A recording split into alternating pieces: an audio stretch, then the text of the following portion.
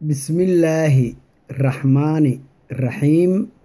Waa anigoo Axmed Nuur Maxamed Cabdille kana soo hadlaya New Zealand. Dhammaan ummadda Soomaaliyeed gudo iyo dibadba waa wada salaamayaa.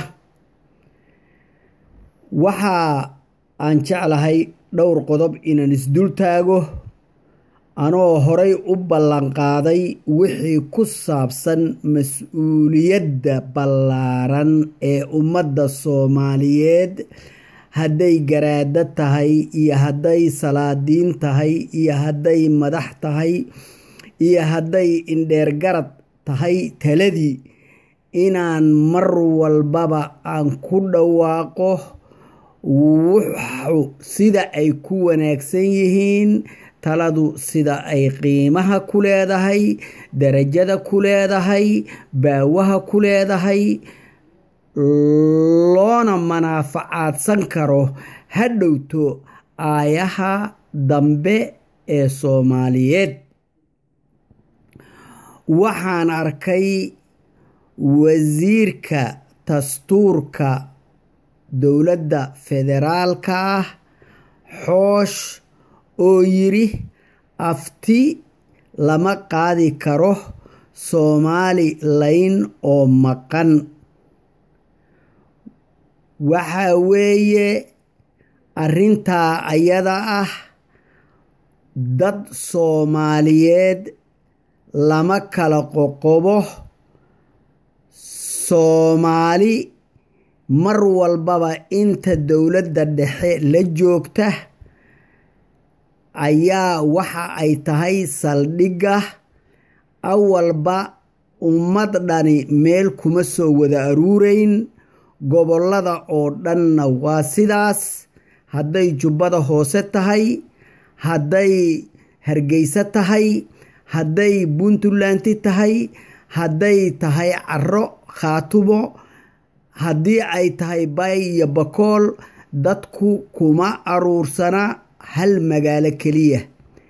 Xamar waxaan qabaa dadka joogaahi ee Hargeysa ku abtirsadaahi inay aad iyo aad u fara badan yihiin, mas'uuliyiinna ku leeyihiin. Arrintaasu dastuurka uu ku dhawaaqay afti looma qaadi karo uu leeyahay.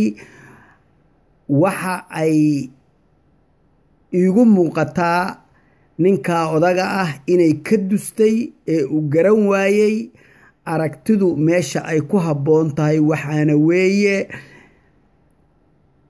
mid dheeraynaysa oo ayaga siinaysa inay meel adag haystaan. Meel adagna ma haystaan.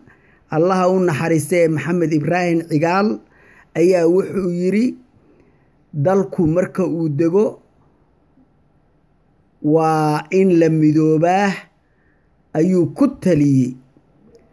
Waxa weeye arrintan laablakaca ah iyo arrintan dabayshu wadato ee caadifadda ah dalka yaan lagu kala goynin. Arrinta noocan ah waxaa ku dhaqmay ee haddeer noqday awrkii qodaxdu markii ay mudday dhulka lugta ku sii dhuftay ee dhulka ku cararsiiyey. Arrintaa waxaa fogeeyey oo laftigiisu dheereeyey Cali Khaliif Gallayr oo tusay balag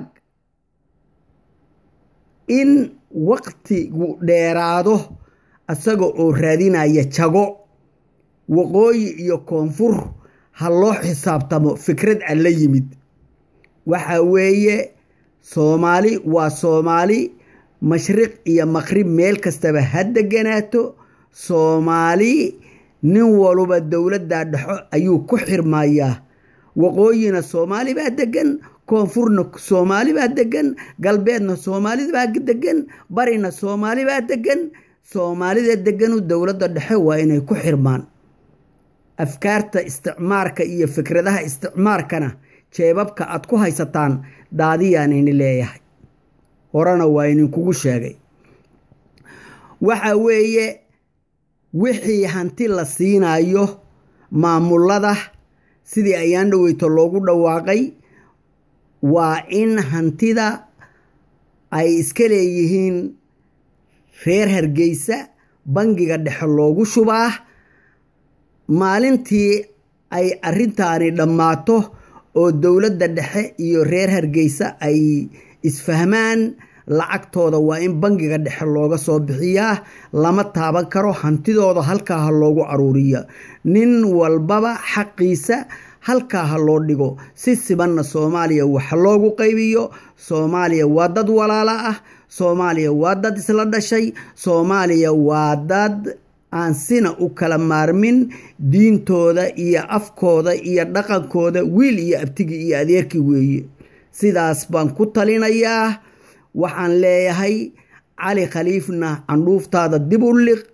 wasiirka dastuurkana waxaan leeyahay arrinta sidaas u arag waxa weeye Soomaaliya meel kaliya kuma wada ekee Soomaaliya waa isdhex daadsan tahay gobol walba iyo degmo aad tagto Hargeysa haddaad tagto Soomaaliya oo dhan baa wada dhex joogta marka halkaa waa kuu bidhaaminayaa waxaan leeyahay waa in dalka la qiimeeyaa dadka reer Hargeysa mas'uuliyiintooda joogan waa dadkii xamar dhisay waa dadkii wadanka dhisay waa dadkii warshadaha kala waxeeyay waa dadkii jidadka waxeeyay waa dadkii cabirka iyo nidaamka ummadda Soomaaliyeed wax u qabtay waxa weeye aniga siyaasad ma gelayo siyaasad waxaan u gelaynay Soomaaliya waxaan u arkayaa hal mid ah inay tahay meel aan uga bixi karana ma jiro kullina waa wada jeclahay marka waxaan leeyahay qalbiga isu xaara laabta isku xaara arrimahan hala dhameeyo sharci adagna hala sameeyo wax walbaba sharciga adag baa ka weyn